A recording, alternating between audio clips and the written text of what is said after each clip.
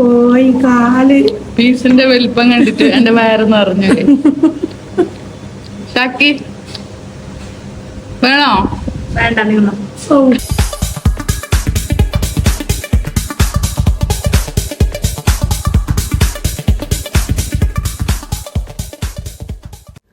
അപ്പോൾ എപ്പോഴത്തെയും പോലെ മെറിൻസ് വ്ലോഗ്സിൻ്റെ പിന്നൊരു വീഡിയോയിലേക്ക് സ്വാഗതം. അപ്പോൾ നിങ്ങൾ വിചാരിക്കണ്ട ഇവളെന്ത് യൂട്യൂബിൻ്റെ വീഡിയോ കുത്തനെ എടുത്തിനെ അട്ടത്തിൽ എന്താ എടുക്കാത്തുള്ളത്. അത് കഥയിൽ ചോദ്യമില്ല ഗൈസ്. എന്താ വെച്ചിട്ടുണ്ടെങ്കിൽ ഞാൻ യൂട്യൂബിലേക്ക് എടുത്ത വീഡിയോ അല്ല, റീൽസിന് വേണ്ടിയിട്ട് എടുത്ത വീഡിയോ ആണ്. അത് എടുത്തിട്ട് കുറേ ആയി. പിന്നെ ഞാനത് യൂട്യൂബിലേക്ക് ഇടാമെന്ന് വിചാരിച്ച്. അത്രയാണ് കഥ. പിന്നെ ഞങ്ങൾ കോഴിക്കോട് വന്നിട്ടാണ് ഉള്ളത്. അപ്പോൾ ഞാനൊരു കഥ പറഞ്ഞുതരാം ഞങ്ങൾക്ക്. പണ്ട് നമ്മൾ സ്കൂളിലൊക്കെ പഠിച്ചിട്ടില്ല മുഗൾ ചക്രവർത്തിന്ന്. അങ്ങനത്തെ ഒരു മുഗൾ ചക്രവർത്തി സംബന്ധമായ ഒരു സ്ഥലത്തേക്കാണ് ഞാൻ പോകുന്നുള്ളത്. ഇവിടത്തേക്കെന്ന് പറഞ്ഞെങ്കിൽ നമ്മുടെ കോഴിക്കോടുള്ള മുഗൾ ദം ബിരിയാണി കഴിക്കാൻ വേണ്ടിയിട്ടാണ് ഞങ്ങൾ ഈ കോഴിക്കോട് നിൽക്കുന്നില്ല. എടുക്ക് കാസർഗോഡും ഭാഷ വരുന്നു ഗൈസ്, എടുക്ക് മറ്റു ഭാഷയും കയറി വരുന്നു, സാരമില്ല. ഇത് ഞങ്ങൾ സ്വന്തം നസീമത്താനെ കണ്ട ആ ഒരു ഇതിലാണ് ഞാനുള്ളത്. എനിക്കറിയില്ല ഇത് നസീമത്താൻ്റെ കടയെന്നുള്ളത്. എന്തായാലും നിങ്ങൾക്ക് എൻ്റെ സൗണ്ട് കേട്ടിട്ട് ഒരുമാതിരി തോന്നുന്നുണ്ടാവല്ലേ.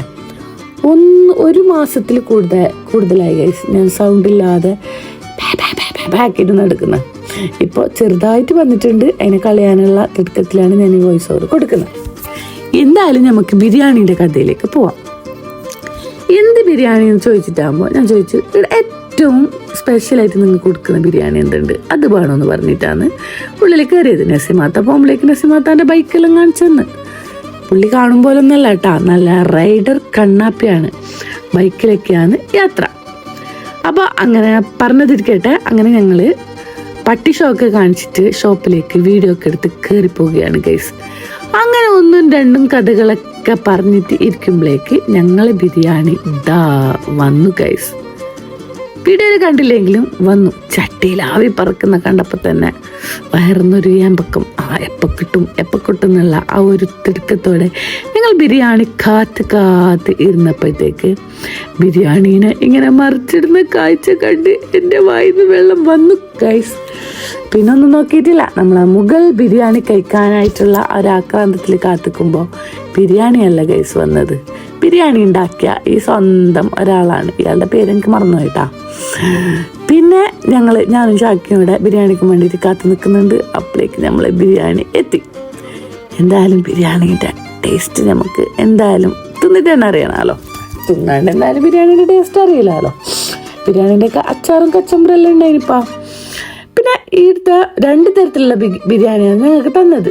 ഒന്ന് മുഗൾ ബിരിയാണി, ഒന്നിൻ്റെ പേര് ഞങ്ങൾക്ക് ഓർമ്മയില്ല ഗൈസ് സത്യം പറഞ്ഞെങ്കിൽ.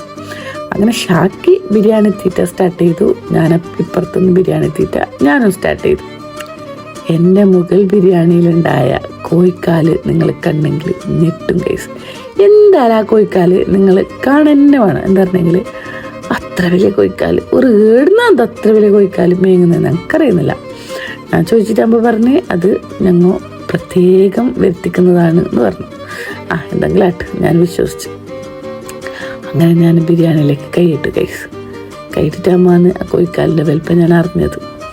ടേസ്റ്റിൻ്റെ കാര്യത്തിൽ ഒന്നും പറയാനില്ല. നിങ്ങൾ കോഴിക്കോട് വരുന്നുണ്ടെങ്കിൽ നമ്മളെ കോഴിക്കോട് റെയിൽവേ സ്റ്റേഷൻ്റെ 2ാം ഗേറ്റിൻ്റെ അടുത്ത് തന്നെ നമ്മളെ മുഗൾ ബിരിയാണി വരുന്നുള്ളത്. ഒരിക്കലും നിങ്ങൾ പോയിട്ട് തിന്നിട്ട് നോക്കണോ. തിന്നിട്ട് നോക്കിയിട്ട് എന്തായാലും നിങ്ങൾ എന്നെ കമൻറ്റിലൂടെ അറിയിക്കണം. എന്താ പറഞ്ഞെങ്കിൽ ഞാൻ പറഞ്ഞത് ശരിയാ തെറ്റാന്നുള്ള അറിയും. കോഴിക്കോട് കുറേ ബിരിയാണി സ്പോട്ട് ഉണ്ട്, എനിക്കറിയും, നല്ല സ്പോട്ട് ഉണ്ട്. പക്ഷെ അതുപോലെ ഒന്നല്ല ഗൈസ്. ഇത് വേറെ തന്നെ ഒരു സംഭവമാണ്. ഇത് നിങ്ങൾ തിന്നിട്ട് തന്നെ അറിയണം. തിന്നാണ്ട് ഇതിൽ ഫോട്ടോയിൽ കണ്ടാൽ അറിയില്ല. അപ്പോൾ എന്തായാലും പോയിട്ട് കഴിച്ചോക്കാം. ബൈ. അടുത്ത വീഡിയോ ആയിട്ട് വരുമ്പോഴേക്കും ബൈ. Thanks for watching.